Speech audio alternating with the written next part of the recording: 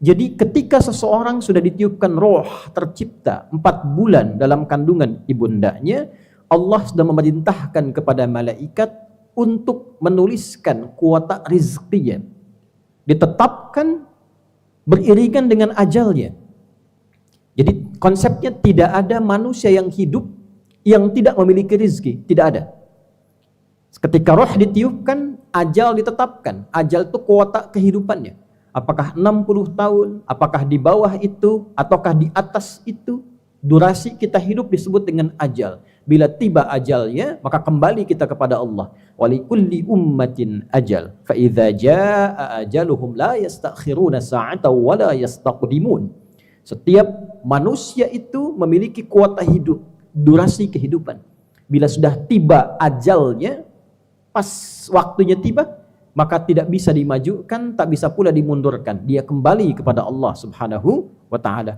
Untuk memudahkan aktivitas hidup sesuai dengan ajal ini, demi membawa kemakmuran di bumi sebagai khalifatullah, demi meningkatkan ibadah sebagai ibadur rahman, maka diberikanlah oleh Allah kelengkapan yang memudahkan misi ini, yaitu bikatbi rizqihi, diberikan kuota rizkinya. Dirahasiakan kuantitas kuota ini, jumlah rizkinya ini, agar bisa menstimulus ia dalam membangun kehidupan yang kuat dan kokoh. Maka dibentuklah kemudian rizki ini dengan 3 tampilan. Ada 3 jenis rizki yang kemudian Allah tampilkan untuk mendukung kehidupan kita di muka bumi ini. Dan dengan 3 inilah kemudian dijadikan diri kita kuat, potensi kita meningkat, dan dengan peningkatan potensi dan nilai itu kita lebih mudah menjalankan misi sebagai khalifatullah dan ibadullah di muka bumi ini. Hadirin, yang pertama, ada yang disebut dengan rizki pokok, rizki standar, yang semua makhluk ketika hidup mendapati itu. Kita temukan misalnya di surat Hud, surah ke-11 di ayat yang ke-6 itu. Wa ma min dabbatin fil ardi illa 'ala Allahi rizquha wa ya'lamu mustaqarraha wa mustawda'aha. Sungguh jangankan manusia, hewan melata pun, yang merayap pun, itu telah Allah berikan rizki standarnya. Allah yang menyimpannya, Allah yang mengungkapnya. Dan sudah dituliskan rizki standar ini dalam kitab yang mulia, kitab yang nyata, kitabim mubin. Hadirin, oksigen ini rizki standar. Tidak perlu kita cari uang untuk menghirup oksigen, kecuali dalam kondisi nanti yang khusus pada aspek yang kedua.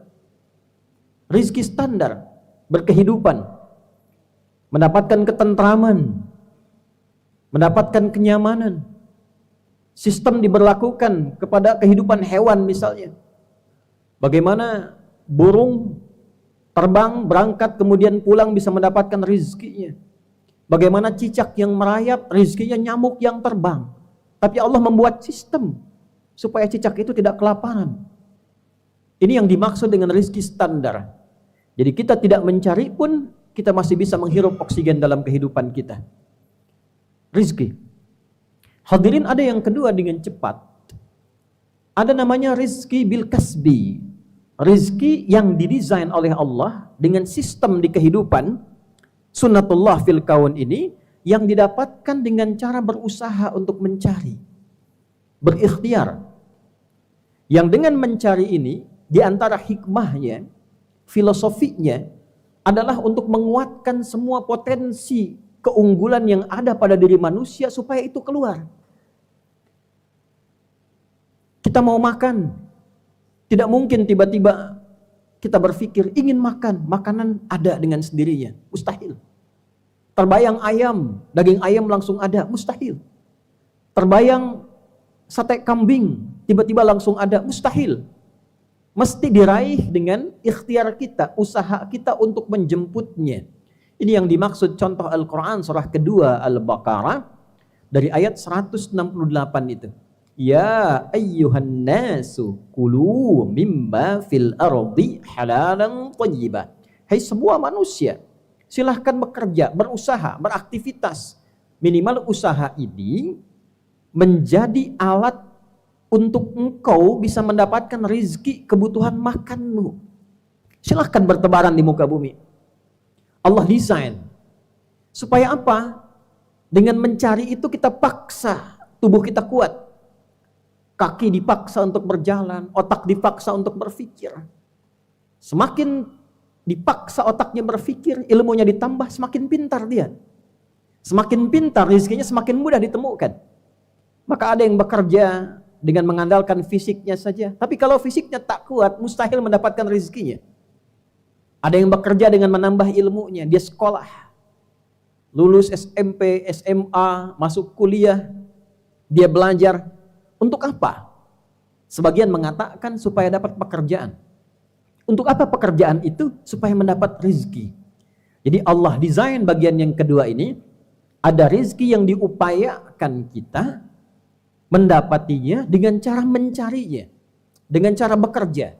Apa hikmah di balik tuntutan bekerja ini? Padahal mudah bagi Allah ketika kita minta, mungkin diberikan. Apa tujuan dari ini semua? Sekali lagi, untuk melatih semua instrumen di tubuh kita, alat-alat organ tubuh kita, baik secara fisik pun demikian intelektual, supaya keluar semua potensi keunggulan manusia itu, dan menjadi lebih berkualitas, lebih baik dibandingkan sebelum dia mengaktifkan kemampuan itu semua. Maka hadirin, ketika ayatnya berkata, ya ayyuhan nas, hei semua manusia, maka hukumnya berlaku universal, general, umum. Tidak mengenal iman di sini. Semakin pandai bekerja, rajin bekerja, giat bekerja, semakin mudah mendapatkan rezeki. Jadi pada rezeki yang kedua ini, Anda jangan bertanya begini, kenapa dia non-muslim tapi kaya? Kenapa dia tidak sholat, tidak beriman, tapi dia mudah makannya? Coba lihat, bagaimana etos kerjanya, disiplinnya, semangatnya. Dia tidak beriman, tapi memaksa dirinya, mengaktifkan sistem untuk menjemput rezeki yang kedua ini. Allah desain siapa yang giat, dia dapat. Siapa yang rajin, dia dapati. Siapa yang semangat, dia dapat. Maka jika ingin mendapatkan rezeki yang kedua itu, apapun bentuknya, mesti semangat. Rezeki itu umum. Semua yang bisa mendukung kita nyaman dalam berkehidupan itu rezeki. Jangan digambarkan uang saja, makanan saja. Ilmu itu rezeki. Jadi kalau para siswa, para murid, penuntut ilmu, serius belajarnya, rajin belajarnya, giat belajarnya, dapat ilmunya, dapat rezekinya. Pun demikian, anak itu rezeki. Kalau orang tua serius merawat anaknya, sungguh-sungguh merawat anak, maka mendapatkan rezeki yang terbaik dari anak-anaknya. Orang tua juga rezeki. Kalau anak serius merawat orang tuanya, berbakti pada orang tuanya, ridha Allah diturunkan lewat ridha orang tuanya, turun rezeki. Meringankan hidup, mempermudah pekerjaan, itulah rezeki. Tapi semua itu konsepnya ditempuh dengan kesungguhan. Ingin dapat, serius. Ingin meraih, sungguh-sungguh. Baik itu pekerjaan yang sifatnya melahirkan materi, makanan, kedudukan, ataupun yang imateri, yang tidak kelihatan langsung, tak disentuh. Kebahagiaan, pengetahuan, kedamaian, serius, sungguh-sungguh. Yang ketiga hadirin, ada rezeki yang ketiga yang diberikan berupa anugerah spesial dari Allah. Dalam bentuk keberkahan yang diakibatkan karena kuatnya tingkat spiritual yang dimiliki. Dekatnya hubungan dengan Allah subhanahu wa ta'ala. Kedekatan hubungan itu digambarkan dalam bahasa Al-Quran dengan takwa namanya. Semakin meningkat takwanya, semakin dekat rezekinya. Dan melampaui batas yang kedua. Klasifikasi rezeki yang dicari bil kasbi, dengan usaha standar.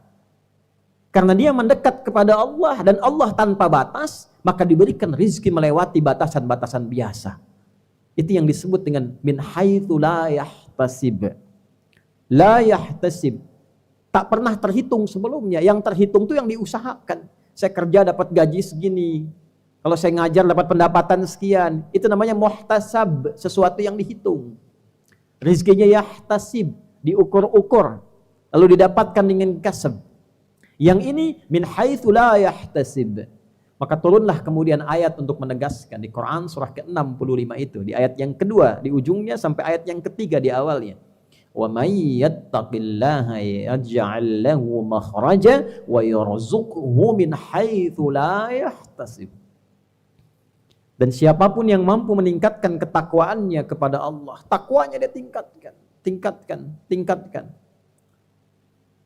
Maka diberikan kemudahan dalam hidupnya, persoalannya diringankan. Yaj'al lahu makhraja, ringan hidupnya. Wa yarzuqhu min haitsu la yahtasib. Bahkan rizkinya pun Allah berikan dari sisi yang tidak dia duga. Rizki pertama dia dapatkan bernafas juga. Menjalani kehidupan normal, kakinya berjalan, matanya melihat, itu kan rizki. Standar diberikan. Lalu dia beraktivitas juga seperti biasa. Ada yang mengajar,